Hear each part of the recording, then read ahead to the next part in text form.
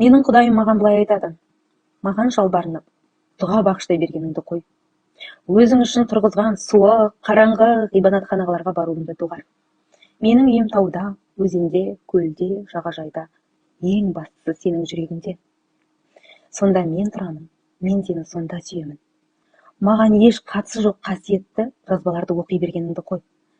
Егер мені көргің келсе, аппақ таңнан, табиғаттан, достарыңның жүзінен, ұлыңның жәудіреген көзіңнен, ғашығыңның ернінен, сүйгеніңнен, қызыңды бесікке бөлегеніңнен, үйіңнің алдындағы иттің басын сипағаныңнан мені көре алмасаң, ешбір кітаптан мені таба алмайсың. Менен қорықпа, мен саған ашуланбаймын, қаһарымды төкпеймін. Мен тек қана сені сүйемін. Менен кешірім сұрай берме, мен сені жаратқанда құмарлықты, күнәні, сезімді, мұқтаждықты бірге жараттым. Дәл осылай сені жарата тұра, мен сені қалай кінәлі ете аламын? Мен сені қалай жазалай аламын? Сенің ойыңша мен барлық баламды қателік жіберген барлығын тозақта өртеймін бе?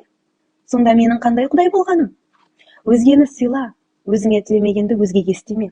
Асылым менің, өмірді саған сынақ емес, бұралаң қиын жолда емес, о дүниеге дайындықта емес, жұмақтың алдындағы қас қағым сәтте емес. Мен берген өмір өзіңе ғана тиесілі. Өзіңе сен, өзіңе сенгенің, маған сенгенің. Себебі мен сені сеніммен жаратқанмын. Өмірден өткеннен кейін саған не боларын білмеймін, бірақ құлағыңа сыбырлап айтып көрейін. Сен өмірден өткеннен кейін мен саған, сен не істедің деп сұрамаймын. Сен нені үйрендің? Неден жирендің? Мен берген өмір саған ұнады ма деп сұраймын. Мені шексіз мақтай берме. Мен шексіз мақтаудан жалыққанмын, шаршағанмын. Егер маған алғыс айтқың келсе, өзіңнің денсаулығыңа, қоршаған ортаңа, қарым-қатынасыңа, барлық әлемге қамқор бол.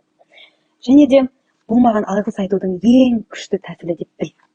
Мен туралы өзгелер үйреткенді тотықұс сияқты қайталай берме. Бар болғаны сен тірісің, осындасың, өмір сүріп жатсың.